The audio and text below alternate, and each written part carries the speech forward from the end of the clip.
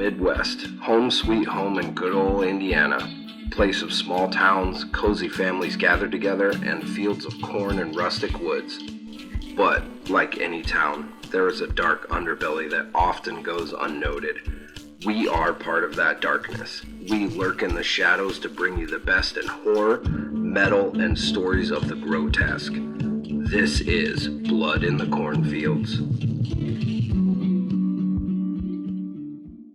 All right, welcome in, all my cellar dwellers. How are y'all doing? You have more cellar dwellers. We do have more. Yes, referring to the tattoo, I assume. Yep. We've got a couple cellar dweller tattoos out there, which is pretty badass. So yeah, we're accumulating a we are. Yes, we're trying to. Yes, you gotta brand your fans. You know. That's right. Yes. Exactly. Yeah, it's kind of the theme, the tagline. It's what me and my best friend used to call each other because we used to always watch shitty movies in the basement. So we were always just cellar dwellers. Yeah, we were raised in a basement. That's right. And we're in a basement today because, we're in the flesh again. Yes. And we have a guest. We have a guest. Not always, so it's always good to, have the guests and stuff. But new shit. Stuff going on. Well, let's introduce our guest. Shit. I'm going right over you. Bad. No worries. So, it's your show. Your name. My name is Tim Wolak. I'm a filmmaker originally from Northwest Indiana, and now I'm out here in Mishawaka area, actually. So sweet. Yeah, thank you for local coming filmmaker, yes. We heard what you guys had to say. You wanted more films. We're giving you more films, and they're local. Yes, absolutely. So the part that I totally fucked up. So no, you didn't. What's new? I think I want to start off with you because just before we got on, cool. Yes. We had talked about a movie and you've actually seen it. Yes. And it's Late Night with the Devil. Late Night with the Devil. That's right. Yes. So I saw that in theaters. With, thoughts? I liked it a lot. I thought, as far as like found footage goes, it does derail at the end as far as following that strictly. Near the end of it sort of sabotages its own intent with that, It's like, okay, our perspective has shifted to now where it's not really found footage anymore. You're going from straight up to found footage to narrative filmmaking at that point. So that was the only thing that, like, if you're interested in it because it's found footage, it's like, it won't hit your funny bone that way if that's what you're expecting. Yeah. But otherwise, it's really great. It's got a lot of cool references to, like, even Midwest things, like Sven Gulli. Oh, really? So Sven. I love him. So if you guys probably know, Sven is friends with David. I can't even remember how you say his last name. Desmalchian, I think it is. That's the lead guy in there. It works. So David that plays the main guy in Late Night with the Devil, talk show host Jack Delroy. The backstory for that character is he's from Chicago. He's a radio DJ, and his parents live in Berwyn. Berwyn. And it gets mentioned. It gets mentioned cool. in there. That's and cool. David and Sven Gulli are friends, so it was like really neat to have that connection and like now going to like the international levels of like if people know about it, like they'll be like, oh, Sven, like it's a Sven reference. David and him are like best buds. Yeah, I see like cartoon drawings of him all over the place. Yeah. Like literally everywhere. Literally just picked up his comics for Buy Me Toys. Yeah, well, and it's funny you bring that up because I work at ABC 57. ABC 57 is owned by Weigel. Sven works for Weigel. Oh, okay. So when that comic came out, all of us in the newsroom got copies of the comic book. So I have one of them sits at my desk. And it was fun. That was a fun comic. I think Sven should have more. It's a good comic. Yeah. Yes, I like it. Sven should definitely do more. I do like that it's like just like meta. Yeah. It's all meta and it's so fun. I don't want to really give it away. You guys should go seek it out because it's actually a lot of fun to read. It is. It almost feels like if Mystery Science had its own comic book in a way. Yes. Like it gives that kind of vibe is what it felt like. All its characters come to life. Totally, yeah. So yeah. Very cool. But Late Night with the Devil, I thought great. Lots of deep references as far as, other horror films and that Midwest connection and special effects were great. Lots of practical effects. And it was just it was a good theater experience. Yeah. It felt very like the tone was very like WNUF Halloween special is what it felt like. Cool. Which is it's another found footage style, but that one is more it's more I guess committed to the bit WNUF. But this one it's really good still. Take it for what it is, and it's awesome. That's so cool. Sweet. So you overall recommend it? I do. I recommend it highly, yeah. Absolutely. We'll have to go see it then. Yes. Might have to do a review on it. It's on the list. Yeah. It's on the list. We got a lot on the list. So we really do. Yeah, there's just so much shit. So, as far as me, don't really have a lot. I'm excited because the first Omen comes out in theaters tomorrow, right? Or yesterday. As of this recording, it would have come out on April 3rd. Yeah. So It is the 4th. Yeah. That's right. We talked about this. Yeah. I still didn't pay. It's all good. When this comes out, it'll be the week after, but it's all good. It's irrelevant because it's already going to be out. But I'm excited that's coming out because when I was growing up, The Omen was a great movie. One of those kind of original horror movies that I really loved growing up as a kid. So I'm excited to see this one. Then on the flip side, I'm always like, are you going to butcher it? Is it going to be total dog shit? Like, I had mixed feelings about it because I love the way that it was, the marketing for it is hilarious. Yeah. I saw the Easter one. Yes. With, like, the little eggs, and it's got the little black egg. I thought that was pretty cool. Yeah. I was like, that's that was cute. cool. Takes only one bad egg. Yeah. That's so cute. Spoil the bunch. And then I also like that, what was it? They did, like, a 70s looking commercial for it. Oh, yes. And that was that. very cool. Yeah. Mikey showed that one to me, Yeah, and I was like, that's neat. But then, like, the mixed feelings come in because, like, oh man, is it going to be awful? Like, what am I don't know what to expect from this. It looks like it's going to try too hard. Yeah. There's always that whenever they're either remaking a movie or doing a prequel or anything. Like, for me, it's always Texas Chainsaw Massacre. When they roll another one out, I'm always like, oh, shit. Oh, yeah. You know, what the fuck are we in store for? And those now? have been sort of a mixed bag for sure. Very much so. Very much so. Well, and it's sort of like when I think of Omen, I think of, Exorcist as well. Yeah. Same vibe. And that newest Exorcist film, I was very disappointed by, honestly. I was like, awful. There was some good ideas in there, not well executed, and it was just... It's very much a modern horror movie. And it's so divisive, too, because the first part of the new Exorcist movie was wonderful. It built up that suspense, and then all of a sudden lost you hard. Oh, totally. As soon as it got to the exorcism part. And the fact that they lost so much money, like they paid so much money to get the rights for that, and it's just complete train wreck when you think about the numbers. Wasted their cameo by, oh, yeah. what's her name? The mom. Oh, the mom from the original, and then they had they even brought back Reagan. They even brought her back. Did they bring back Reagan? Yeah, she was like at the very end. Oh, I didn't know she. Shit, I missed that. Yeah, she shows up at the hospital. Oh. Yeah, Linda Blair shows up at the hospital and like holds her mom's hand. Yeah. Wow. Yeah, and it's like, okay, well, now you're setting up something that's most likely not going to happen. Yeah. And it's the amount of money put into that and the that's a shame. Disappointing, Yeah. So that's out there. That's something I was looking forward to. Something interesting I thought reading through, because I try to like give a little bit of metal update. There's kind of one of them. Interesting note is Slipknot is going maskless now. So they've got some tours coming up for the summer. Of course, they're going to be doing big ass tours. They're not wearing masks now, and their reasoning was basically from that the music is exceeding the kind of the mystique of wearing the mask. Yeah. And it's really fucking gimmicky. And like, they don't need it. They're fans. It's not going to matter. I'm in like about 3 Slipknot songs total. I'm not big we're having a good day. Yeah. But still, I mean, they are relevant in the metal world. And then a band that I actually saw way back in the day with my friend Mikey on Ozfest, one of the Ozfest tours, Kitty. The band, the all-female like heavy metal band. That's cool. They've actually they're re-releasing a new album. I don't remember if it's out, but they've actually dropped their second video. I saw that. So they're like my age, which is pretty cool. So wow. Yeah. That's so cool. That's it for me in relevance for what we got going on. I know you got a couple things. I do. So I didn't go to Salem, Massachusetts, but a very dear friend of ours did. He was actually on the Hobart Freeman episode with us. Andrew. Thank you so much. I am going to gush about this because I just genuinely appreciate this. It's worth gushing about. Absolutely. So this is wonderful. It's called Life of a Gothic Baby. It's written by Rebby Hardy. I don't know if you guys know, but she's big on Instagram with her Gothic baby, like her child who she portrays as the Gothic baby, kind of Wednesday Addams-esque. Oh, for sure, yeah. And she's like married to a wrestler, and she used to be a wrestler as well for the WWE. So she has like, I guess 4 kids, I think, and Gothic Baby just really blew up because she was making silly little TikToks, and they're really good. They're very cute. And Andrew got it signed to both me and Casper. And I thought that was very, very sweet. That's really nice. So I am excited to read this to Casper. So this is wonderful. Thank you, Andrew. And then another wonderful thing to add to our collection, because we are weirdos here. You gotta have the weird shit. Dude, this is a barf bag from the screening of Mark of the Devil. Yeah.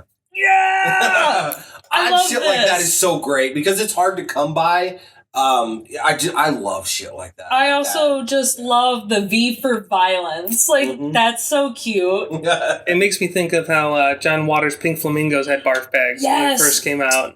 He also had, like, the scratch and sniff later on. Which I have the laser disc of that one. Polyester. Yes. And it's a big scratch and sniff with the laser disc. It's like giant size. I love that. I watched that film very young, not even really knowing what the hell it was and what it was about. Yeah, and then my friend Mikey, I was with my best friend. We were watching it, and me and my best friend Blake were like, what the fuck is this? Yeah, because it's not like any movie.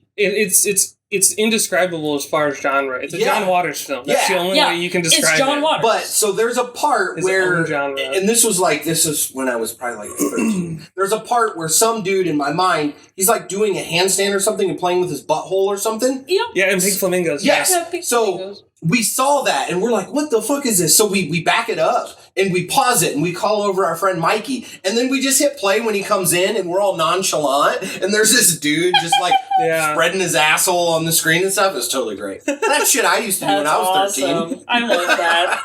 That's such a good story. That is forever my memory to Pink Flamingos. Yeah, find something weird, show it to your friends. That's how you gotta live. And that's my friend Mikey. Like, he gets all that shit. So, yeah. Which, a big thank you to Mikey. He made some patches for Casper. I love them so much.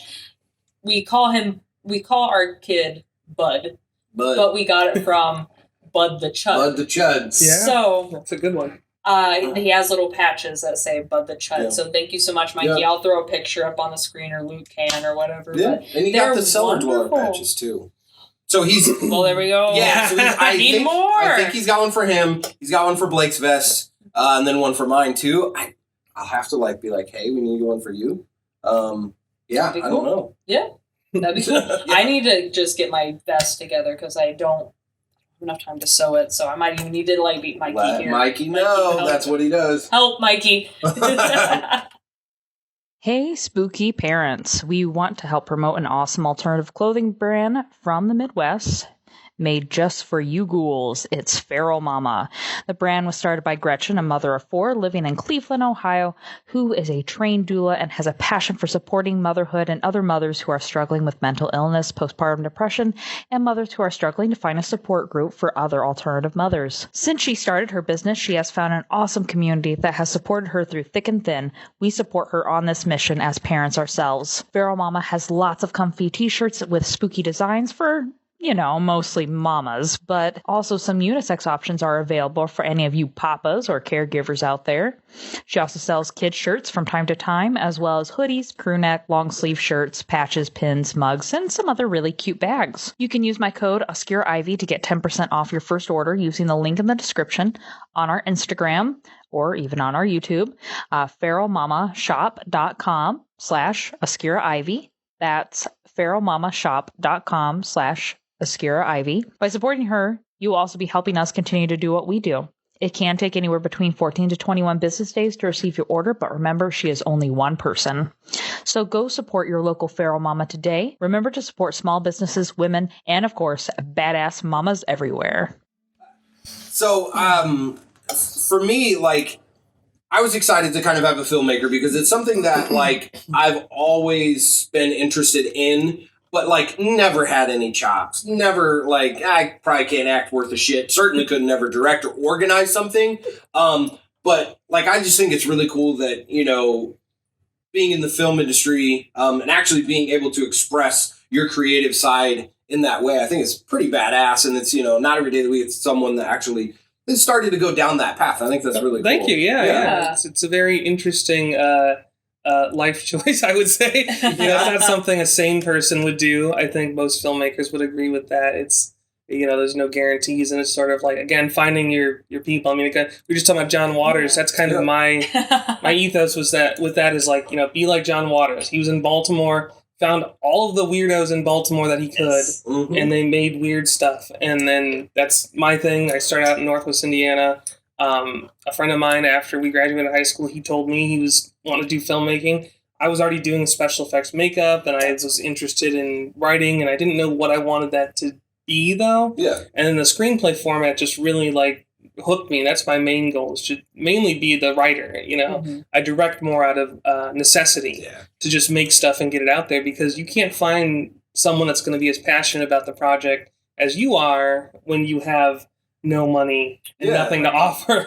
And I've listened to a lot of interviews where that's where a lot of successful people got the upstart, is they were wrote a script and they're like, nobody's going to fund this. I can't get anybody to do it. Well, fuck it. I'm going to do it myself. And they actually found that oh shit, I'm kind of good at this. I've listened to several interviews where, people, that's how they got their start, and then they kind of picked up people along the way, and then they just kind of built this success story. So that's Yeah, it really is. It's a very common thing that seems to happen. One of my favorite filmmakers is also David Lynch. Similar thing with John Waters. You find your group, you stick with that group because you all want to make weird shit together. Yeah. And then that becomes your film family. And it could evolve over time, but it gets bigger and bigger, and you find more people say, "Oh wait, I'm into this too, and I want to help, and let me, why not?" And then, hopefully you garner enough attention to where someone with actual, money will invest. Yeah, you're right. And then you can make something bigger and better. Because right now it's I'm restricted by what do I have available to me, who is willing to show up. So it's writing for what I have, not what I hope to have. It's just already sort of taking inventory. Where can I film for free or cheap? Right. And who do I know? And, what do we have? What kind of cars do we have?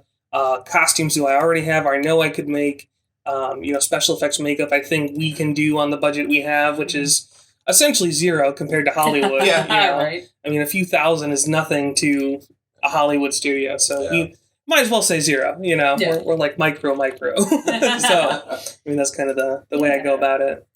So that kind of leads us into the first question. You kind of talked a little bit about it, but what inspired you to do films? What was your jumping point? Was it something in school? Was it did you go to school for this? So my family is filled with different artists. My dad is a sculptor and a painter, and I showed you guys he did the very first poster for the newest film. Very good. And so just sort of watching him work on his stuff, and being in his art studio all the time and seeing him make things out of nothing. One second he's sitting there and he used to smoke cigarettes a lot, so he'd be smoking his Newports and he'd be have his beer and he'd be drawing something or whatever on his clipboard and his paper, and the next thing you know, following day he'll have this fully formed sculpted head. He's making molds. He's making statues. He's doing these big huge paintings for people. He's doing all this stuff. I'm like, it's like magic, seeing that up close and in person and growing up with that. And then I had an uncle who did comic book art, and he's the one that did the final posters for both my films. And he works in oil paintings. He went to school for classic art, in Chicago. And again, just hanging out with him and seeing what he's doing and all the comic books he worked on with his friends. And he worked for Moonstone Comics out of Chicago for a long time. So him and his high school friend Dave Ulansky, who wrote a lot of those comics for Moonstone, just having those just kind of given to me because it's just that's what they did. They were like, here's these comics, we did this, and my uncle was doing artwork for Kolchak the Night Stalker, the Phantom when Moonstone had the Phantom license for a while. That's cool. So all sorts of different things, and just sort of being exposed to those the comic booky stuff in general. My dad's art, and then I had another uncle who would show me all sorts of old 50s and 60s sci-fi. So, one of my favorite films growing up was, The Blob. The original Blob with Steve McQueen. Iconic. Classic. Very good. So that one, it's I still have that tape that's, worn out, and it's, sentimental, and it's, started to inspire me just, the special effects aspect. I was like, it'd be really cool to be able to, make that stuff, Yeah. And then sort of from there, it was like a tangent. You guys probably understand it. You find something I want more like this. Mm-hmm. You start searching it out, and you find all the different weird things. You're like, oh, I like this genre, I like this subgenre, and you just kind of it becomes a rabbit hole. And that's exactly what I was going to say. Yeah, again, it led to me finding John Waters and David Lynch and Paul Verhoeven. Nice. RoboCop is my favorite film, I will Sweet. say. Very cool. Original RoboCop, that's where it's at. Absolutely. Verhoeven's a genius. The satire, the violence to a sort of comedic effect, Yeah. where it's not really like it's not like disturbing in a normal sense because it's so over the top, Right. and I love that. Like just the special effects, and kind of made me want to make stuff that had people react in that sort of way. Like sort of reaction of confusion, essentially. Yeah. Like the normies out there, I guess you could say. Absolutely. We like call reacting it. like, like what the hell is that? Why did this person do? Is there something wrong with this person? That's kind of the idea. It's just, but it's stuff that like the stuff I end up writing is inspired by all of those things, but also just sort of not trying to be not trying to follow trends. I don't like that idea. Like zombies were really hot for a while. Yeah. I never had any intention of They're making trying a to zombie capitalize film on that. because it's already a flooded market. You got to think of stories that you feel are like. For me, I guess I describe as like honest stories, like things that I feel like they represent other things and they can, be made again on the zero budget I have. Yeah. Like what can we do that can mean more? So yeah. That's awesome. And you did go to school then for I filmmaking. did, yes. I went to Tribeca Flashpoint Academy in Chicago. I went there, graduated there in 2014. Wow. And I focused in screenwriting, so that's what that's in. And I just kind of I made my first film after graduating because of the people I met there. Oh, that's cool. I had a project where part of it was our group was like, okay, we're going to put together what would we do if we had this much money from a company and, how would we make the money back and whatever. And my group was sort of more filled with like people that are, I don't want to say non-creative, that's not the right word, but I was the only like screenwriter in the group. And we had like someone that was focusing in producing. We had someone that was like a cinematographer, sort of like, it was like one of each essentially. Yeah. Not all the groups were like that. You had some people where they were button heads where you have two writers and be like, I want to write this, I want to write that. But we kind of had a mixed bag. So it kind of worked out where I was like, well, obviously horror is always a great start for any filmmaker, regardless on what genre you want to make. Yeah. Like just the fact that, horror has always been fairly successful and a great way to make a profit. So I came up with this Especially idea. on the lower budget. Yeah, especially on the lower budget. You see that in the 80s and the 70s. Right, yeah. Like you get a mask, you get a weapon, and you get a place to film, and you just chase people around, Yeah. Yeah. And you get some fake blood and you throw it on them, And, we've all seen those sort of like, thrown together kind of backyard films.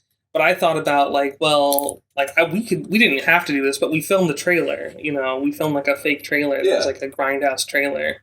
That's a perfect way to start it. So we decided, well, this would be part of our pitch, and so that would be what we would show to the class. We'd like a PowerPoint and then show the trailer. And so we went and we filmed at my uncle's house in Northwest Indiana. We filmed in his backyard, huge backyard, That's cool. like some wooded area. That's your go-to for that kind of stuff. I don't got any money. Let's do this. I thought about one of my other favorite films is Killer Clowns from Outer Space. Yes. So I love Killer Clowns, Love and I'm not like a huge clown fan per se, but it is cheap to buy clown makeup True. and make a killer clown, and there are some people that are like super afraid of clowns. Yes, there are. So Yeah. I figured, I was like, okay, well, this is like, I got to start something. And the film was actually, the fake film was originally called Ku Klux Clowns, believe it or not. That's funny. It was more directly satirical and like sort of saying, I hey, love that. fuck the Klan and fuck neo-Nazis and fuck all this prejudice bullshit. Yeah. And at the time I was writing, it was like in 2014, 2015 area. And there was just the way things were going. I was just, absorbing what was around me and sort of the vibes that were happening, where I was noticing there was like a lot more violence and a lot more political activism going on. And I was like, yeah, this is fucked up. Like, I agree. Like, anyone that's doing this shit is a clown. So, like, literally taking that, transplanting it, and sort of doing a little, mix of that. So that was the original title. And then we made this trailer, and we showed it to the class, and everyone liked it. And the teacher was just sort of shocked that we made it, and also was kind of shocked by the name of it. Yeah. And then that short, like, Grindhouse trailer became a feature-length thing because my cinematographer that was in the group, she kind of urged me to like, we should actually do this, Tim, like, because she lived out in Northwest Indiana too. So we were both commuting to Chicago. We were on the train together every day. Oh, that's cool. So it was like, like, yeah, like I'll help you, like I'll shoot this. And then my other friend had a really nice cinema camera, and so he came out, and he was from Indianapolis, and so he came up and stayed at my house for like a while, and we just kind of shot the thing. And so like schooling was like, it wasn't the best experience in the sense of commuting was a huge pain in the ass. I can imagine. And I will say, only go to film school if you're really, really, really, really, really, really, really sure that you're not going to want to do anything else. Because otherwise you'll feel like shit. I feel like you'll feel sort of unfulfilled. But I kind of lucked out in the sense where I'm currently sort of in a filmmaking adjacent area. I work in news and broadcasting right now. So it kind of worked out because technically I went for film and broadcast. You know, I did have a whole news section, and this gives me the opportunity to also, you know, do my films at the same time. Yep. You know, I still have free time for that. So I will say school, it's not for everybody. You know, do it if you really, really want to. So that's cool, though. Like, you kind of answered the next question, because I was going to ask, would you do your first film project over again? And you have. You've done it. Well, sort of. Yeah, that's true. That's because we did the proof of concept kind of pitch trailer, and then we made the feature thing. And technically, I'd done a few short films before that we had. Oh, okay. Yeah. So it depends on if you mean like first. Okay, so like your first filming project. Yeah. I guess, like, would you ever take one of those concepts and expand it more? Yeah. So definitely so the very first thing I ever shot was a sort of it was one of the things that was sort of the learning curve that I realized, like, you know, you need to write for what you have available, not what you hope to have, because if you write too big, your stuff's going to look sort of you know, embarrassing in hindsight. Like, you might not want to show it to people, kind of thing. And so it was a lot of like, you know, you just learn as you go. But the concept, I think, is still really strong. The original short film I made was called Death SWAT. And what it was, I even had a funny tagline for it that was like, if God has angels and the devil has demons, what does death have? Death SWAT. That's fun. So it's sort of like, and it's almost like I guess you could describe it almost as like a Hellraiser meets Power Rangers, which is a really strange combination. Because they're sort of like these color-coded like monsters that aren't good or evil. It's the reason why death happens all over the world all the time. The idea that they show up when someone's supposed to die, and they take you out. And there you go. But the idea was that one of them, the leader of the Death SWAT, that's not actually the Grim Reaper, he just kind of sits back and controls them. The idea was that the leader of Death SWAT was sort of rebelling. He decided, like, all of a sudden he had emotions even though they're not supposed to. Yeah. And he's like, well, I don't want to kill this kid with cancer. Meanwhile, this mugger and this rapist or whatever over here is going all free and whatever. And so the idea was sort of, you know, doing that, like switching places, you know, like, well, I'd rather kill this guy because he's a bad guy. Yeah. You know, and it's sort of how that would cause like a sort of cosmic chaos. And there was like, again, really big story for no money. So we had like basically just shot a scene where there was like a bad guy, who's, you know, attacking this woman in an alleyway. Later we see Death SWAT show up because this leader has made a decision. I'm killing this guy, not this kid in the hospital.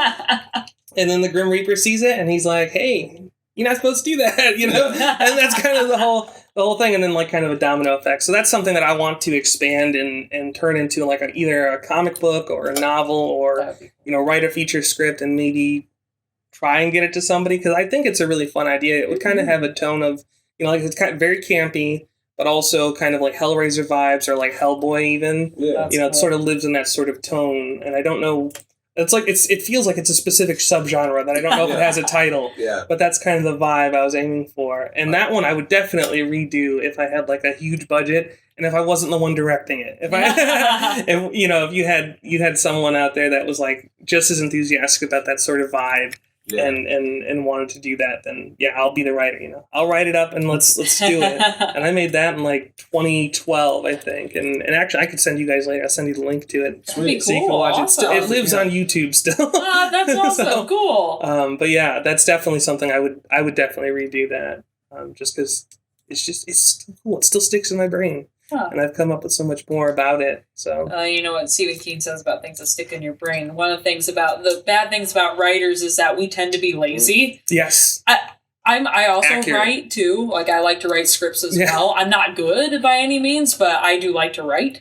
And like I always have ideas and they're always flowing and it's Yeah. like, but you never put them on paper. Yeah. But if something's still in your mind for a long time, it needs to come out. Yeah. You need to Absolutely. actually put it on paper and get it out. Yes. Some way. Even if it doesn't make the light of day, at least write it out. It's true, because, I mean, it really is like a cathartic to like get it out of your brain, because it does feel like you're sort of, it's like a cloudiness almost. You're like, I need to get this out, because it just runs in circles. It's like a hamster on a wheel. It's like I can't get rid of it. And like I need to, if I put it down, then I don't have to think about it anymore. Exactly. You I could know? revisit it later. you Yeah. know? I mean, that's the only reason why my 2 films exist, because they were things I had ideas about. I was like, I need to get these out. And if I don't get them out, my head's going to explode. Yeah, right. You know? Because you can always add to it. You can Yeah. always see the outline that you have and then add to it and make it more fulfilling. Exactly. Definitely. Yeah. So Yeah. I totally understand that. Yeah. So, okay. So you already kind of told us the background of Beware of Clowns. But so we did get a chance Yes, to watch absolutely. it. Yep. It is available Very cool. on Tubi. It is on so Tubi, yes. Please go support your local filmmaker. Yes. Enjoy it. And also please, if you can, support by actually buying a copy. Yes. Where can you do that? So currently, SRS Cinema, you can go to their web store. They have it available online. You can actually get the special edition Blu-ray there as well. Amazon carries it. Walmart carries it online. Nice. Best Buy did carry it, but then they done messed up. Yeah. No So, more. you know, but it's available all over the place if you just search. I have some copies available personally that you can buy directly from me. I have an Instagram again now, finally, Yeah. which I know There you you go. guys noticed. Yeah, Wolak Cinema. Yeah. So yeah, if you follow Wolak Cinema on Instagram, I'm gonna put up links for an online store of my own coming up, because we also have the new film that's on physical media that I'm gonna be selling online as well for a bit. Awesome. So But yeah, so where did the idea stem from for Beware of Clowns? You said you come from realness and you wanted to express that realness. Yeah. So what is like the main theme of the story that you would say? There's a lot of prejudice going There on is. Yeah. in the film, and it's very much expressed. And just tell us a little bit. First off, tell us a little bit what the plot is, Yeah. and then just kind of go into like sure. the main. So the plot of Beware the Clowns is basically there's a cult of clowns, literally more like a gang essentially. Yeah. They're almost like clown Nazis. They have armbands that have a triangle logo, which in I fact, actually think you have now because- too. so this is the I love that. the logo that we came up with. This is the armband that we made first. We did Velcro and we decided on elastic later, but sort of mocking those kind of groups, those kind of hate groups, Yeah. and It's giving me Dead Kennedys vibes. and it's Kind of also is. inspired by the Dead Kennedys okay. logo. So yeah, That was the first thing I saw. I was Yeah. like, it is. Dead Yes, Kennedys? it is very inspired by the Dead Kennedys logo. Just that kind of aggressive, harsh nature to it, the look of it. That's cool. So we had these made in from an embroidery company in Chicago, which is great. They did a good job.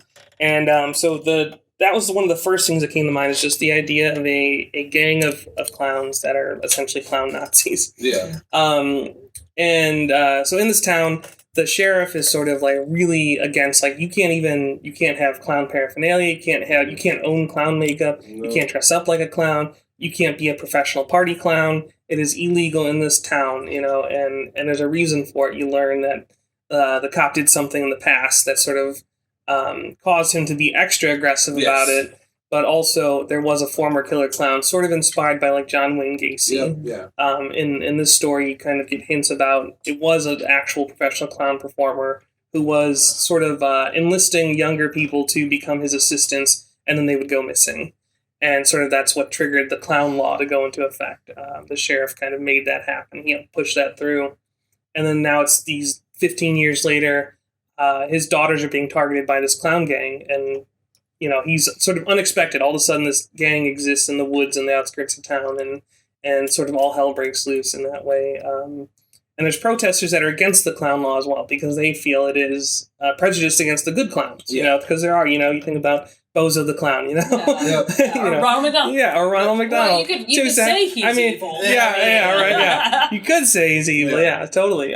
But yeah, so there's this sort of idea of like people using what can be what is traditionally sort of a neutral or a positive image and sort of turning it on its head, and they're being bad actors essentially. You know, like they're not doing right by anybody. They're sort of turning things on their head. And then you have the authority figures are sort of, they're also the villains within the film. Really, the cops are sort of they're keeping secrets. There's sort of corruption there. There's that's just from my perspective, and at the time, and even now I still feel a lot about that.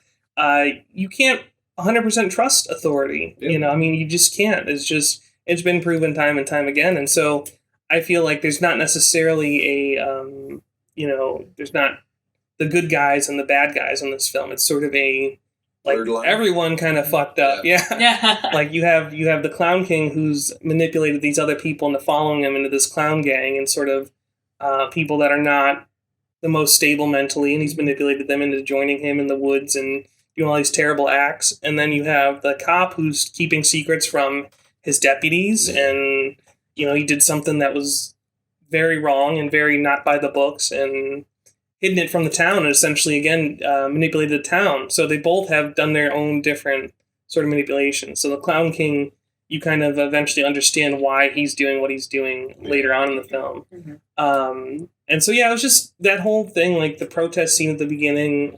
There was a lot of protests going on in 2014, 2015. And it just felt like a really tumultuous time politically, and like it just kind of influenced it. And it's and to say that, it's like, it sounds almost like pretentious, like, well, it means this. It's like, but no, like, it doesn't matter like what genre you're writing, and if you're really like taking writing seriously and you're absorbing what's around you, it's just going to leak in. It is, yeah. And the film is very silly. It's not like dead serious and like it's like a message film. It's sort of like, all these people kind of suck, and look at all these terrible things that are happening. So it's very like very tongue in cheek and very silly, but it does have that sort of message of like, basically don't be an asshole. Is the main thing. And especially like I feel like as someone that in school as well, like I felt a lot of bullying and things like that. Kind of the outcast. It was. There was, I didn't really fit in anywhere, so I kind of felt that way. Yeah, pretty much. Yeah, so like when you're the kid that knows all this encyclopedic knowledge of horror films that these people haven't heard of because these films came out 30 years before they were born, you were the weirdo. Yeah. So it's like you kind of get outcast, and it's a different kind of vibe. So kind of it makes you kind of observe things in a certain perspective, and sort of that kind of also influenced just in general the outsider idea. So tell us.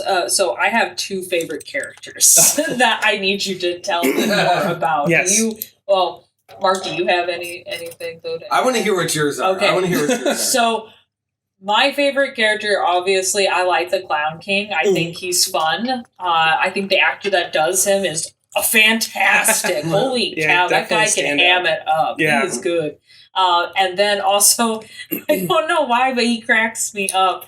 There's the cannibalistic one that just takes the bite out of that lady's... Yeah. Dude! He was with the punk guy. Yeah. I think his name was like Punk. Yeah, it was Punky and Fatty, Yeah. Very like Seven Dwarf style naming conventions. Yeah, that's what I thought. Yeah. I liked the skinny small female. Oh, yeah. Yeah. Toots, yeah. She didn't really say too much, but like, I just found myself drawn to that character. I don't know why. But yeah. Well, she does have a nude scene. She does. Oh, I forgot about that. There are titties. There are titties. Okay, that's right. That's true. There are. And it was her. Maybe, maybe that's what it was. That's what's going to get people to watch is the clown tits. The clown titties, yes. Absolutely. So, and then at the end, too, she appears to be there. Yep. I think yes, that's what I thought. Because I was like, okay, that was her. Yeah, so, her and Punky show up at the end. Okay. Yeah.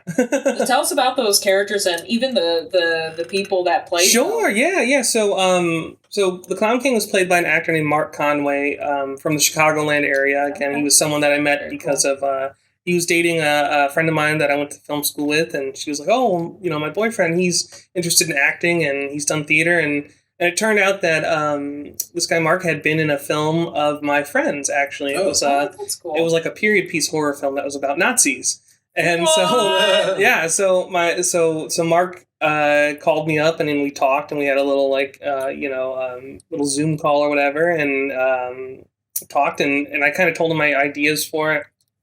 And the idea was essentially the Clown King is sort of like a televangelist. You could probably tell. Yeah. He's so up there. Yes. Yeah. He's sort of like a Southern, Baptist. Very. In fact, speaking of Hoosier related people, Jimmy Jones. Jim Jones. Oh yeah. The Jim Jones Massacre. Very much inspired by Jim Jones. Okay. So, keeping it Hoosier, yay. Yay.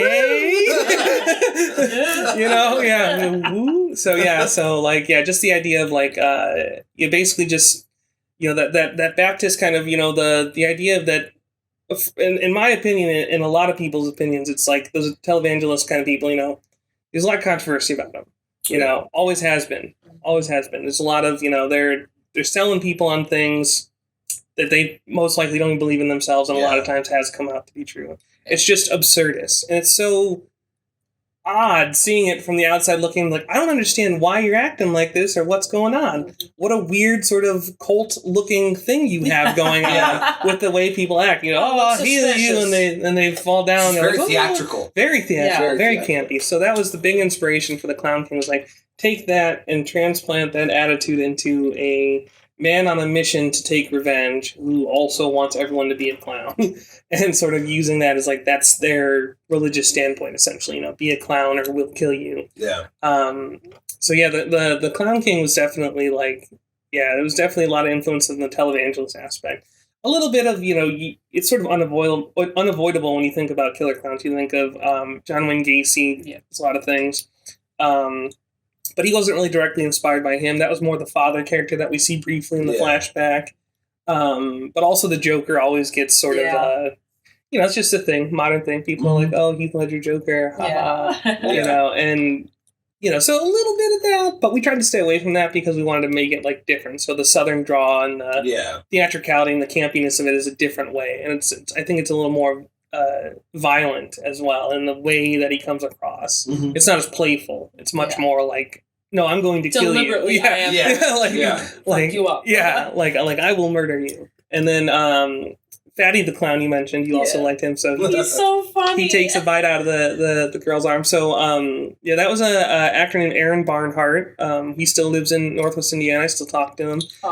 Fun guy. He was excellent. He another person I met just through other filmmakers I've been working with. There was a guy named Justin Walters in Highland, Indiana, Highland Hammond area. And Justin had made a film, probably in 2008, 2007. It was like a wrestling movie, like a high school wrestling film. It was filmed in Northwest Indiana. And Justin had all his friends, and Justin has a big family. He has lots of brothers. So his brother actually plays Crawler the Clown, which is a shirtless one with the X on his face. Oh, okay. So Justin's brother, and Justin is in the film as the boyfriend character in the film. Oh. So Justin and his brother are friends with Aaron, and they kind of were like, hey, Tim, Aaron wants to be in a film. He didn't get to be in the other film that they had made a few years ago. And I was like, sure, bring him in. And then he was just so game to do everything, like the scene you mentioned where he takes a bite out of the arm. Yeah. Which... that was a really difficult scene to do, just because, again, like I showed you some of the storyboards for the newest film. We didn't really have as much time or organizational skills to do what we wanted to do exactly. So it's kind of literally flying by the seat of our pants on every day we were filming.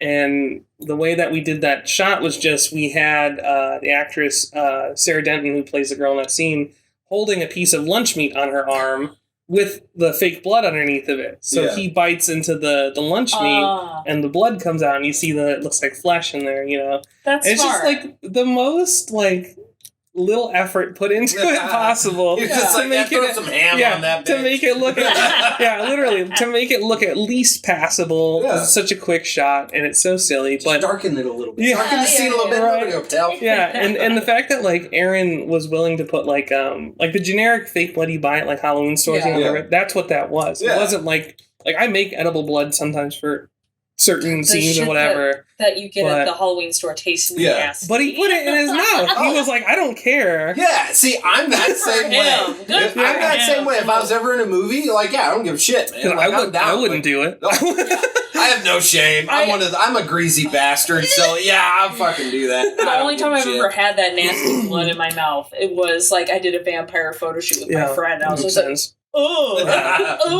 it's so bad. But he didn't say anything about it. He was just like, "Oh, give me some water afterwards." And his mouth was like He stained was red. your divine. Yeah, he was. Yeah, literally. Yeah, he's like, "I'll do He would whatever." eat shit for you. Right, yeah. And then, that whole scene, just kind of the implication that these people are not mentally well and they're being manipulated, and this guy's also like a cannibal, but maybe also not. Maybe he just wanted to bite her. Maybe he just got crazy at that moment. Yeah, he just got rabid all of a sudden. And so he was a lot of fun just because of his willingness to just do everything and anything. And then also he played another part in the film. He plays the guy that gets the axe to the mouth when he's watching the porn. That was him? Yeah. Oh my god, that's awesome. That was a funny scene, by the way. Like that kill. And then the pie in the face kill. Oh yeah, awesome. So yeah, the pie in the face kill where her face melts. Obviously, reference to Killer Clown Spider Space, a more direct reference. That actress, her name's also Sarah. She is the one that was dating Mark, who played the Clown King. Oh, so it's all connected. That's so cool. And that was another shot where like the effects for it was like as little effort as possible. It was just my dad had a model skull and that he had in his art studio. And I was like, "Hey, Dad, can I use this?" And we had a blonde wig, and we just kind of like, we just did, you did the insert shot and did whatever. It's like, okay, it looks good enough for what we're doing because we're not trying to be serious. Yeah, right. We're trying to be silly. Yeah. And the fact that she was like, you still see her body wiggling and stuff, that was so good. Yeah, so that was like, another one of those things where it's like, okay, we're not well organized, but we have the stuff to do it. We just need to go and do it. Yeah. Honestly, it was cut really well. You guys did a good job. Thank you. Yeah, that was another thing too. Like I edited that entire film as well, and the new film I was editor on. But I this new film's definitely it's a lot more I guess detail oriented in its cuts. First film, I like how it turned out for what it is, but man, that was like a learn as you go kind of thing. Like I already knew how to edit beforehand, but the organizational skills needed to take that footage and edit it into a feature length was just so crazy. And the first time doing that, it's like, no sane person recommends you to do that. Like no one recommends do all the things I did on that film. I was doing special effects makeup, I prop building, costuming, write, direct, edit. Don't do that. don't do taking on a lot. Yeah, I don't recommend that. I don't have enough heads for that many hats, So yeah. Yeah. So then tell us a little bit, because I'm sure a lot of people that do not know film or haven't worked, obviously the normal average person does not work on a film set all the time. I've been lucky enough to, because my husband does a lot of films. So I've had a little bit of that experience, but I'm by no means no professional or anything like that. But what does the average film process look like? Do you come up with a transcript first? Do you come up with storyboards? How do you even begin to do what you do? Yeah. Mm-hmm. All of it. So my process is something that I realize it's not too uncommon as I thought it was. A lot of times I'll come up with like an image in my head, and a lot of times it'll start with a picture, because I'm also a traditional artist as well. So I'll paint like some image that comes to mind. It's one of those things we talked about with writing. You got to get it out of your head, or else it's just going to stay there and it's going to bother you, and And so the first thing that came to mind with the newest film was the idea of a little girl dressed as a classic witch with the black hat and the point and everything like that, looking out in the distance and seeing two, nuclear power plant cooling towers, and with the steam rising out, and sort of a weird industrial sort of Lynchian soundscape, essentially. Think Eraserhead, that kind of vibe. And black and white. It was always intended to be black and white from the beginning, because I just felt it fit that nature, and again, trying to live in that sort of world that like Eraserhead had. Yeah. It's absurd as weird shit just happens like just out of heightened nowhere. Reality and sort of desolate and distant noises. You don't know what they are. Are they trains? Are they machinery? Are they explosions? What is happening? So that was kind of the initial thing that came to mind. And then the big thing that helped inspire the rest of the story was the film's partially based on characters my niece created. So my niece, she's 13 now, and she has lived with my parents for a very long time. And so I lived with my parents up until about 5 years ago or so. And so I'd babysit her a lot. Yeah. And every time I babysit her, we'd get out the crayons and the markers and the pencils and the pens. And again, we're all kind of artistic in my family. We all have some sort of thing that we do. And so I'd be drawing with her, and then she'd be doodling. She wants to copy what Grandpa's doing or what Uncle Tim's doing, and so she'd sit there and draw and whatever. Well, when she started to be more detailed, like I would kind of show her things like that and whatever, and she would start drawing figures or monsters or spiders or skeletons or whatever, and she kind of just saw what we were drawing and doing. And I started asking her to name these things that she was drawing. It's like, well, what's this character's name? Or I'd kind of give her an idea, like, what if it was this and that? And she sort of started just telling me, like, the whole, the child perspective of, like, what they're drawing is their imagination, and it's just very powerful. A lot of times they'll come up with a story. Oh, and shit. exactly. They have a whole backstory. Yeah. They have it all Totally planned did. out. Yeah. She totally did. So I still have a lot of her original drawings from that time, and a lot of it inspired the look of certain things in the film. One of the funniest things that came out of it was she drew a picture of, it was what she called a cyclops, but it had 3 eyes. Aww. And I said, well, it can't be a cyclops because it has 3 eyes. I was like, that would be like a triclops. Yeah. And so there's a character in the film named Officer Triclops. That's sort of his nickname, because he has an eye patch and he also wears glasses. So you could say he has 3 eyes, or you could say he has 1 eye. So that's kind of the workaround for a 3-eyed cyclops. That's so smart. I like So it's still like, it fits with like her imagination. And I kind of turned that character into that character. And so within the film, we're sort of, you don't really know what's really happening and what's not, and what's her imagination, the main character. And because my niece actually plays the main character in Princess Spooky as well. So we started filming in 2022, and we did all that summer we filmed, and she was just super excited. She always told me she wanted to be in my film. She was much too young when the first film was being made, but she really wanted to be in one of my movies. And I was like, hey, are you serious? Because I wrote the script, and we, used some of our ideas that we came up with. And she's like, yes, I want to do it. So we did it. Turned out cool. And just being able to say that, like, she helped inspire a lot of different aspects. Dude. Even the name Princess Spooky. She liked princesses, but she also liked spooky things. Aww. She liked witches, and she was like, okay, well, it's Disney princess plus witch equals this, That's so sweet.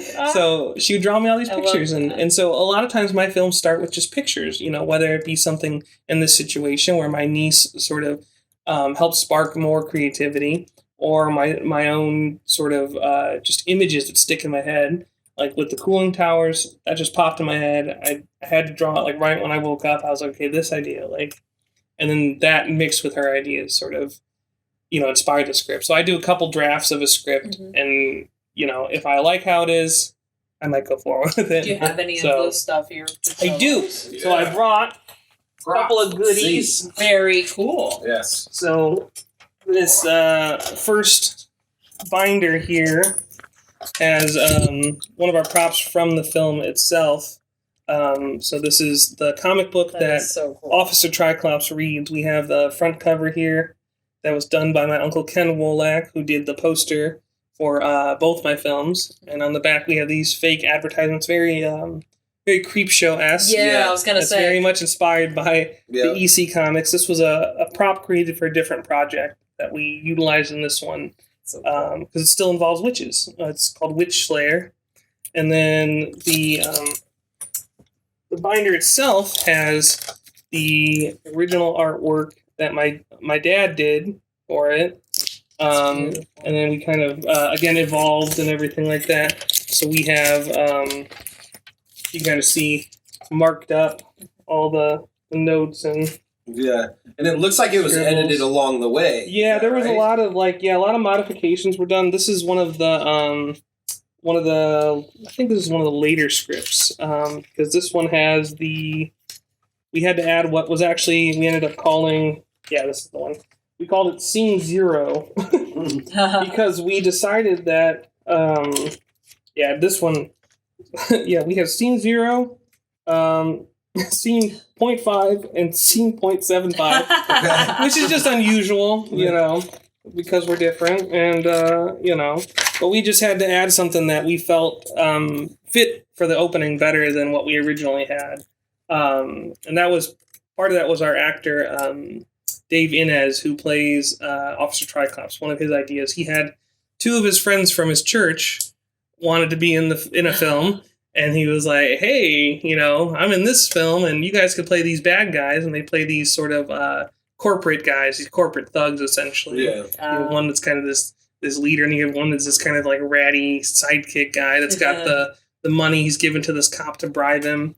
And so there's a lot of collaborative effort. And one of the places we actually got to film is a place called Stony Run County Park in Northwest Indiana, which that I believe we have. Yeah, this is all the permission slip for it, basically. Oh, wow, to film out there. Huh? Yeah. And wow. So I had filmed my first film, Beware of the Clowns, out there, and it was still the same manager all these years later. So I just called her up and I said, "Hey, it's Tim. Can we come back out there again?" And one of the things I had to ask, I was like, "Also, can we bury a fake corpse in the fairground or in the park grounds?" I was like, "Are we going to be able to do that?" I was like, "Are the Parks and Rec department out there going to be upset?" And she was like, "No, wherever. Just tell me where." Yeah. I was like, "Okay, cool." So we were able to dig this little shallow grave for our prop body that shows up at one point in the film, and it was just and free. Also, was the cool thing. We That's just kind of nice. became friendly with them. That's easy on the budget. Yeah, and they also, when we shot Beware the Clowns, they even shut down part of the road within the park. Wow, really? Because that's nice. where anytime you see her driving, to make sure it's safe, obviously, we're not going to go out on the main roads, but we were going up and down all these different little country roads within the park itself. That's so cool. So her and her family were just fantastic, and they were just like, as long as you give us copies of the film, and, awesome. we'll email you all the permissions that you have, and the permission thing basically just says, if you have a problem with Tim being here, then go fuck yourself and contact this person, and in much more polite terms, of course. But That's awesome. Yeah, so there's quite a bit goes into it, and actually, let's see here, I can pull out one of these at least and show some of the storyboards. So these are our daily folders that we had. There's some of the storyboards. Yeah, so we can see cool. some of the storyboards here.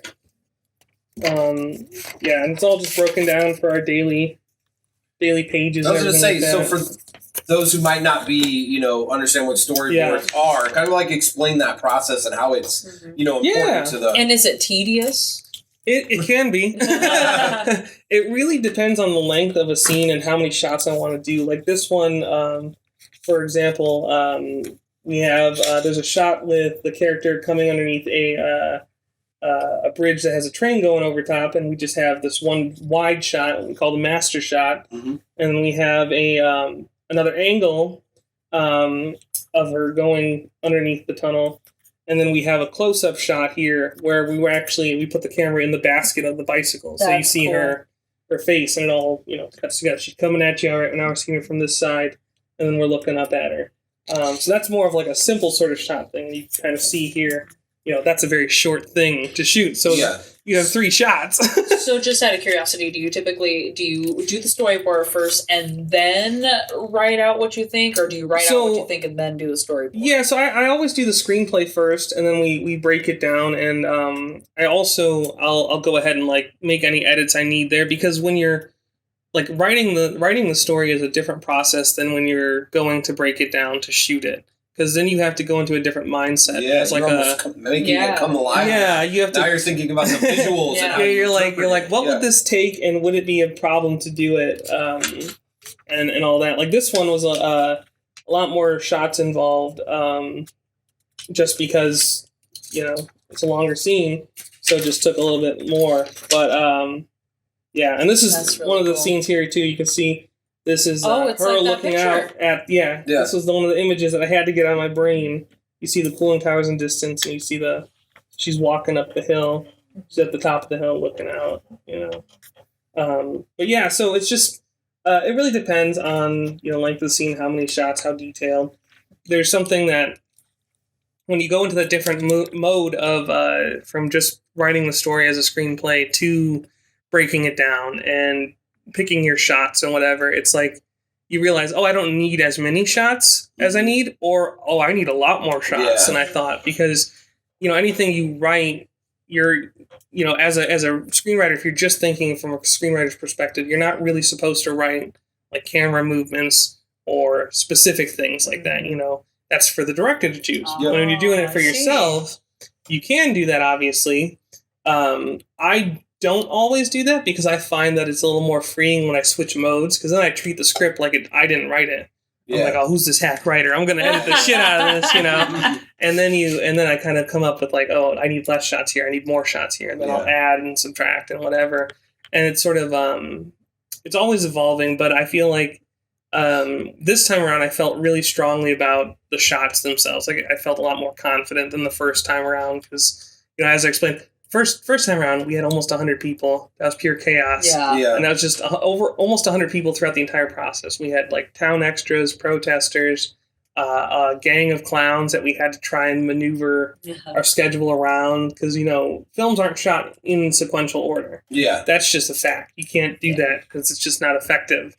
Unless you intend to do that from the get-go and you write it in such a way, which is just, I don't even want to think about that. It gives me a headache just thinking about it. So, it just really depends on what you're going for with your own film and switching modes as far as that goes. But I always, images, script, storyboard, and then hopefully get people together to do it. It's you just try to put those hats on individually. Yeah. To kind of keep things clear. Because it could be overwhelming otherwise. Yeah, absolutely. I can imagine. You have to feel really good about it at the end of each step. And then the next thing you can always, change things from that new perspective. Yeah. You're like, okay, today I'm storyboarding. I don't need this many shots. I need more shots. You put that in there.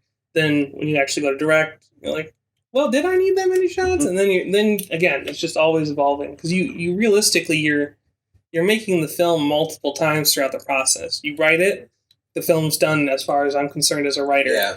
You break it down as like a producer, director, that's a whole nother process. You're going through the whole thing. As far as you're concerned, once you storyboard it, oh, I did this. Yeah. Then you have to go out and shoot the damn thing. Yeah. And you're like, oh, I shot it. It's done. And then you have to edit it. Yeah. And so it's like you're making the film over and over again, and each time it changes a little bit, ideally in a positive manner. Hopefully, fingers crossed, in a positive manner. So that's sort of, the way that I go about it. I mean, it's just, and I'm not someone that focused in like the producing aspect. It just more so comes from, reading other people's, styles, how they do it. Whether that be fellow filmmakers or like, seeing interviews with professionals and how they go about it, what's their idea, and do what works for you. I think one of the funniest things I ever read when I first started making films was interviews with John Waters. Yes, and himself, he's so cool. And himself kicking himself in the ass for telling himself how stupid he was. Yeah. He was like, I wrote these giant diatribes for Divine to read on notebook paper and expected them to just remember 9 paragraphs of shit. and mind you, they're shooting on film, of course, so it's even more so like you're a literal crazy person, John Waters. Like, I can't imagine working with actual film and doing things the way that he did it. And so I'm very thankful we're in the digital age. Yeah, no kidding. Sure. I can't imagine how much that would be costly after that much film. It's like it's one thing to like, fuck up and learn when you have digital, but it's another thing when you're dealing with film that's so expensive. Yeah. Right. I can't imagine. So I think I've sort of, found my footing as far as what works for me. And again, of course, my main goal is not to be a director. My main goal is to be the screenwriter and then, help do the rewrites for whoever makes the damn thing. Yeah. Because a script is always going to get rewritten. It doesn't matter. Yeah. It absolutely doesn't matter. So here's a question for you. How long does it typically take for filming, or for a film from start to finish to kind of get done? How long did it take for Beware of Clowns and Princess Spook? So, for my 2 experiences so far, the first film was written in the spring, early summer of 2014. We filmed it the following spring, and then in 2016, that's when it had its premiere. So that was, about 2.5 years. And then we got wide release distribution from that right before the pandemic started, I believe. Wow. So, it took another 4 years for it to get, taken up by anybody. And so that was an interesting thing because it's really an endurance test. It's not really a race to the finish line when it comes to creating a film because it's so time consuming, and especially if you're not doing it full time. Like I was still working like regular jobs that had nothing to do with filmmaking at the time when I did that. I just graduated film school, poor film school graduate. I got a job in a warehouse after I shot the film, and it was like had to do what you got to do. And then this time around, probably an equal amount of time, I want to say. I mean, it's tough because really the idea for the film, if we're going from my niece's drawings, is like close to 10 years from like idea to like, the actual conception. Yeah, to actually like, birthing this thing. Yeah. But from actual like, pen to paper, from my initial drawing with the cooling towers to now, it's been 3 years about. Yeah, because I started writing the script in 2021 seriously, and then in early 2022 I met with my friend, his name's Ben Tamara. He actually used to work for WJOB in Hammond, which is like a radio station and stuff. And he went to film school with me. He graduated a year after me, and he helped with my first film. And ever since he helped with that one, he was an extra in it, and he let me borrow his generator that him and his dad had. So we were able to shoot in the woods and have electricity. That's awesome. So I talked to Ben, and I was like, hey, do you want to be my assistant director? Do you want to help me produce this? And I showed him the script, and he was like, yes, let's do it. It's a much smaller scale film. So early 2022, we started breaking everything down, trying to schedule things. Who are we going to get involved? Where are we going to shoot? Started planning all that out. Shot in the summer of 2022. And then up until, I want to say, August? Up until August, it was all editing. Like from basically November, December of 2022 to August, September was all editing and sound design stuff. So I had the picture lock on the edit like early summer last year, and then I handed it off to my friend Colin, who's a composer, sound designer in Chicago. That's so cool. Nice. So he worked on that, and then we had a premiere in it was early October 7th, I think it was, in South Bend. We had it at the Well out there. I don't know if you're familiar with the Well. Well basement. Yeah. So the Well. That place. Yeah. So over there, they let me have it there, and we'd actually. That's cool. Part of it was we didn't have admission. It was like donations welcome. We split it with a band. We had a band called Sham there. Nice. It's like an all girl rock group. So that's fucking cool. And they were dressed as witches. Nice. Which is cool. And the part of the donations went to the Well. Part of the donations went to them. Part of it went to me, and a percentage went to the Center for the Homeless. Oh, that's awesome. So we were like, I was like, I want to do something cool. I was like, the Well is already sort of a nonprofit thing. Anybody's doing their thing. Yeah. And I was like, how can we do something for the community? Yeah. I always want to do something like that. That's cool. So yeah, 2.5 to 3 years for the way that I've been doing things, just based on no money and all Did you that. feel there was a little bit of like a time rush because your niece was X amount of age and she needed to be the same age for the duration of the filming? That was one of the things that we were trying to figure out. Is like, there's a lot of sequences with her by herself. Yeah. And depending on the location, we were like, okay, well, wherever we're at that day, we need to shoot everything with her when she's alone with all that in that day. Because a lot of it is her riding her bike through the town and sort of running away from the cop that's searching for the suitcase she has with this sort of, radioactive element in it. And that's what he's been paid off to go get. And so a lot of it is just her riding her bike through the woods and through these different areas. And, trying to knock those out as fast as possible because, kids they're always growing. Yep. How dare they? Especially at the younger age. Yeah. Well, and she did get taller during the shoot too, and just during the summer of 2022. Did you tell him like the costume? You can. Oh! You can. In fact, when you see, I guess it would technically be like the third scene of the film. She's in the backyard the house, and she's using a baseball bat. She's hitting a little police action figure. It's on like almost like think of that T-ball, but instead of a baseball, it's got this little action figure G.I. Joe, and she hits it with the baseball bat. And you see that everything's kind of like baggy on her, and she's kind of short and whatever. You're like, it's a little girl, and then later she's like much taller.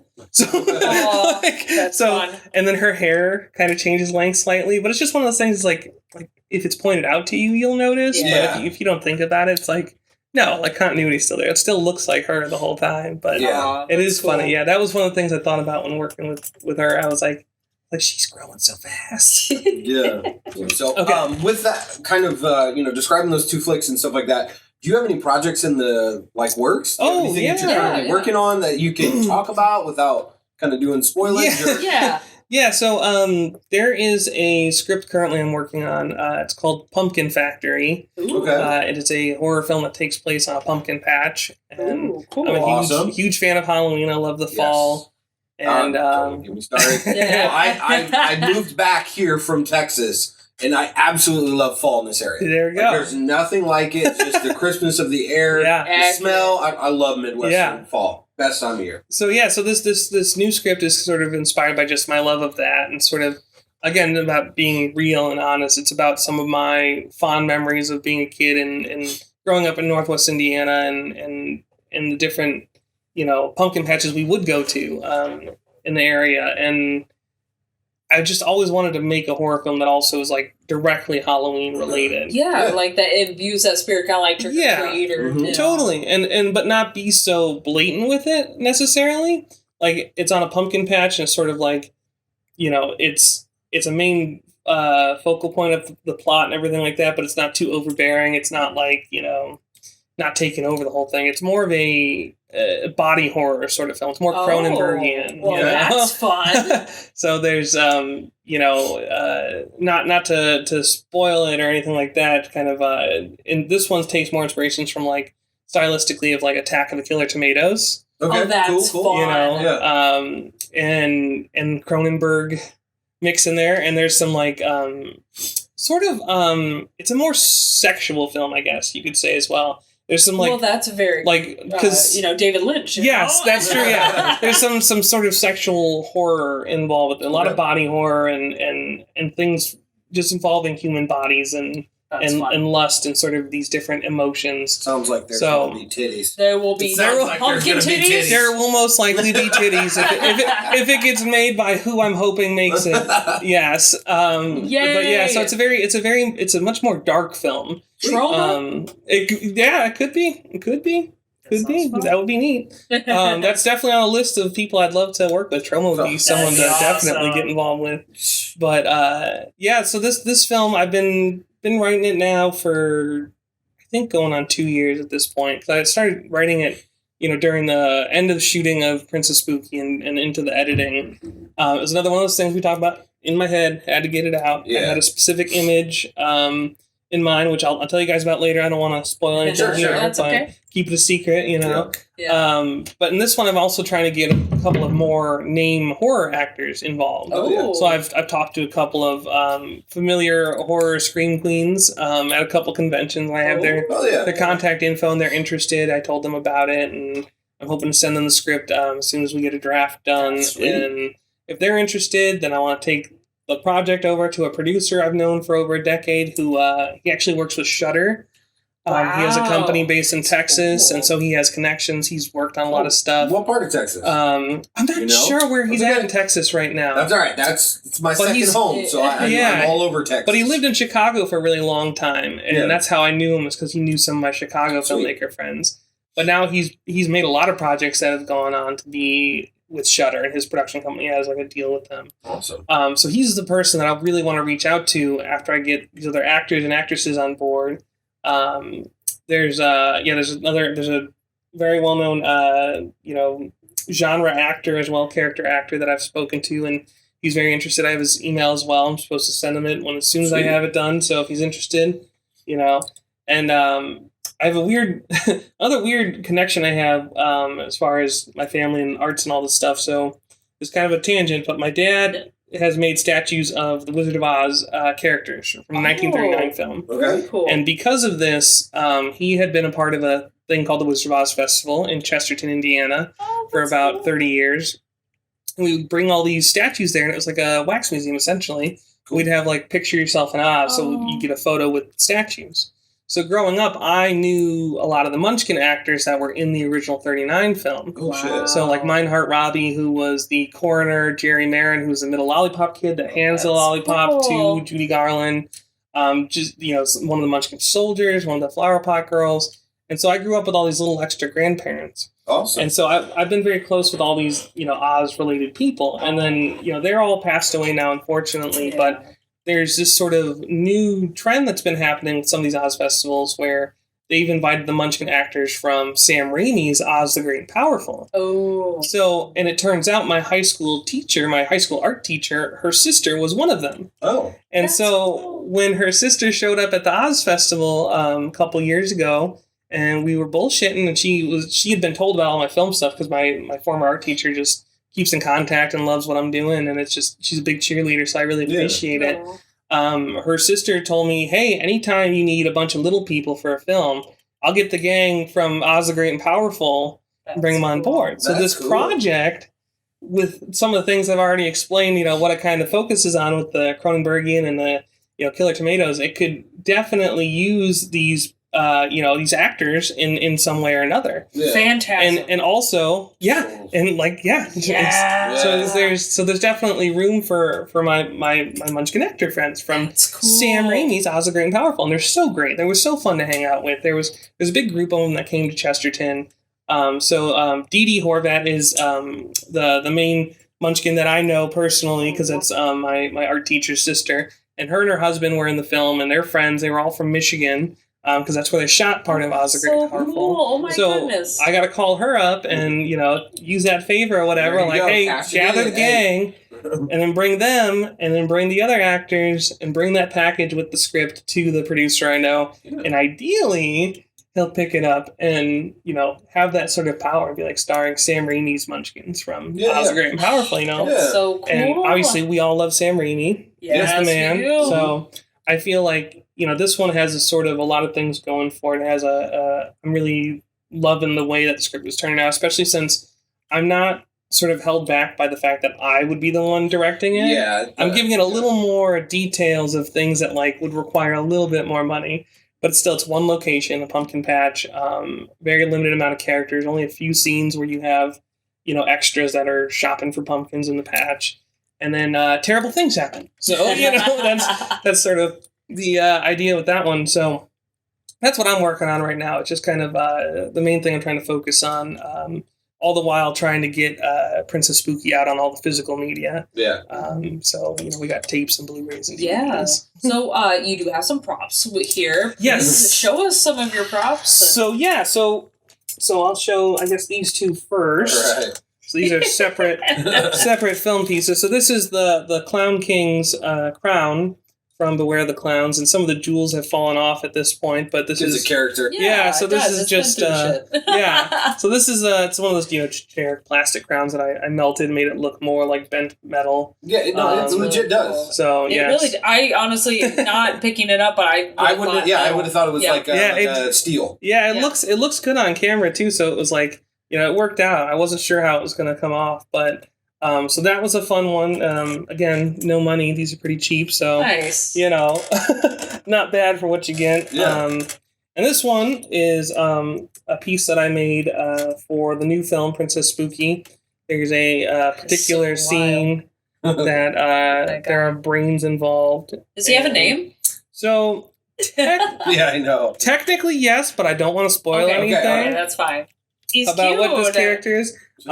This also goes back to a film series I mentioned earlier, RoboCop. So I'm sure you've seen RoboCop 2. Mm-hmm. So highly inspired by Kane when his brain is in the tube. No, it's one of those images that always stuck in my head, and I was like, I need to make something where I can do something similar. Yeah. And so this is made out of styrofoam and latex and cheesecloth and wires and ping pong balls, and you know, it's really, really lightweight as well. I don't know if you got a chance to can mess with it at all. I Check it out. haven't messed with the brain yet. Cool. Yeah. Yeah, you can feel like it's so light. So Yeah, it is. and we needed to puppeteer that, Yeah. so Okay. it was like it had to be lightweight. Yep.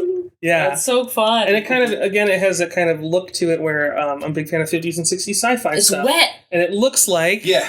it looks like, this whole old sci-fi kind of stuff, and being that the film is in black and white, it's also kind of a callback It kind to of that. looks alien. Yeah. Like Mars Attacks-ish. Yes. Kind of thing. Yeah. The bright colors are sort of purposeful in that way. It kind of gives it that otherworldly vibe. And then the last prop I brought is the suitcase. This is from Princess Spooky. This is what Princess Spooky is carrying this around. The plot of the film involves Princess Spooky's dad was a nuclear engineer at a newly revamped power plant.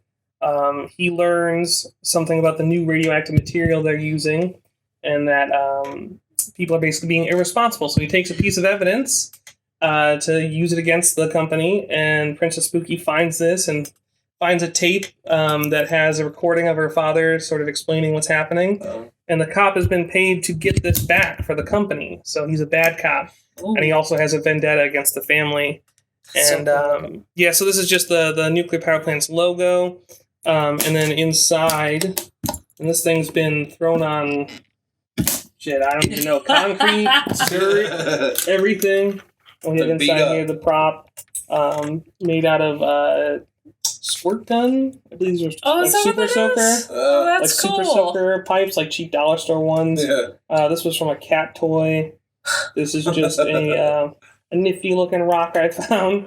I thought that fits for it. That's so cool. There's a battery compartment that powers LED lights that were underneath here, and there's all this tubing that's come up subsequently from all the abuse it's gotten. But as long as it looked good for the shots, that was the main thing. That's really cool. So literally blood, sweat, tears, and tape put into this.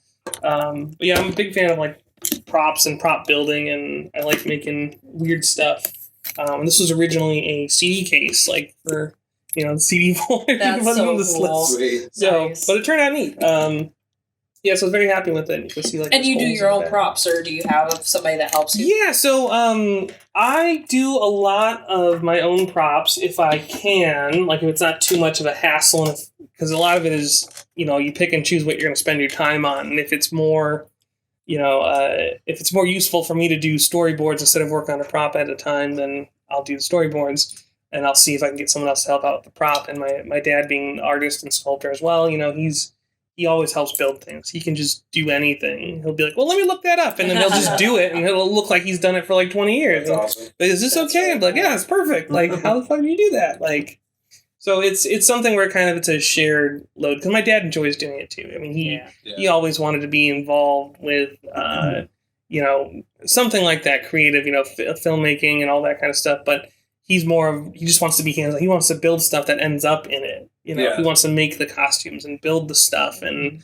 so it's totally different from what his actual job is. But he's very talented, and he should be doing that kind of stuff, but it doesn't always work out that way. Yeah. No, that's very cool. But he gets to help with my stuff, and he actually has a cameo in the film too, in the new film. Oh, that's cool. Both my parents do, actually. Oh, cool. So Aw. my dad plays the dad in the film. He plays the nuclear engineer in the flashback sequence. Nice. And then my mom is the voice of the dispatcher for the police. Nice. So anytime you hear that voice coming through the radio in the police car, that's my mom's voice. So they're huge supporters, So That's cool. and they help me build things. And my mom did hair and makeup on Beware the Clown when we filmed at the house. There's tons of behind the scenes videos and pictures of her doing the main actress's hair, and so it really is a John Waters sort of vibe, get everyone, that's how you got to do it. Yeah, that's cool. Like you said, it's like a family. It literally is together, and you include your own family, but it's like a family. It literally is, and it's funny you said it too, because we were talking about Toots the clown earlier. Yeah. They're clown boobs, so clown boobs are Clown everyone. titties! So clown titties. So that actress's mom would actually come on set with her just to hang out because she thought it was cool. and they would bring their little chihuahua with them. Aw, And their little chihuahua would always be wearing a different costume. that's so cool. So it really did feel like it was like a circus, literally. Yeah. You had That's clowns, cool. you had a tiny dog in a costume, you Yeah. know, we're hanging out in the woods, there's a big bonfire, you know, it's like, and it really was, it felt like a family, it felt like a big summer camp kind of thing, you know, and it's like, you hear that in behind the scenes stuff of like big films, but like even on the small scale, it really is, you just become so close with people, and everyone's sort of working towards the same goal, and that's, I mean, again, that's, you really have to find that solid crew of people that are going to be there for you. Yeah. And like, in my case, I kind of lucked out, you know, it's like people were like, you're insane, but I like what you're doing. Yeah. You know, it's like, that's, you know, that's what you got to do. But yeah, truly family, you know, you get everyone and their mother there. That's so awesome. cool. Very cool. Well, tell us a little bit about just kind of, you mentioned that you are going to have a website of where you Yes. sell a lot of your stuff, but where can we see Princess Spooky as of right now? So as of right now, you can purchase copies locally at Karma Records in Warsaw. Yo. In fact, They have the new building opening up soon, yes, right? they have. They Okay. just moved. I talked to John over there A couple recently, and days from now it might open. yeah, right? Okay. they posted an update today saying that they were going to announce soon when they're going to be open. That's so awesome. it's a bigger storefront. Have to throw some blood in the cornfield business card. Yeah. I need to. Exactly, We yeah. need to make a special trip. Yeah, tell John and the gang, you know, get you guys in there. But they're going to have, so they have copies of the VHS right now, and they're going to have copies of the Blu-ray and DVD. And the stuff that's coming out now, physical media stuff that's directly being distributed by myself. We are going to be talking to possible distributors. Yeah. So nothing's concrete. I don't want to say anything Sure. prematurely, but it will be on streaming eventually, hopefully by the end of this year. Nice. And then, you know, hopefully be available like how Clowns is, you know, how Yeah. it's on Amazon and everywhere else. So yeah, once So- you get the dates, everyone look for it. I know we'll post it on our Yeah. Instagram Yeah, and all that sure sort will. of stuff. We'll do a little comments, you know, Yeah. update and stuff like that. Absolutely. Yeah. Well, this has been cool. And do you mind showing us kind of the physical media? that you Sure, have? Because yeah. we're all We- about physical Yes. media Here. here. And the So- fact that you had VHS like, got my That's attention. awesome. I'm like, fuck yeah, that's always got my attention. So first thing I guess I'll show is this is the newest development. So we have the Blu-ray copies of Princess Spooky. This came in earlier this week, actually, on Monday. That's so cool. So we have Perfect timing. yeah, artwork for it. Oh, look at this. And then you can That's see the really cool. That this, that looks awesome. Yeah. I like that. which I have to shout out the animator that did this stuff. So there's a dream sequence in here that sort of looks like stop motion, but it's CGI. Wow. And then there's the cooling towers that make appearances throughout the film.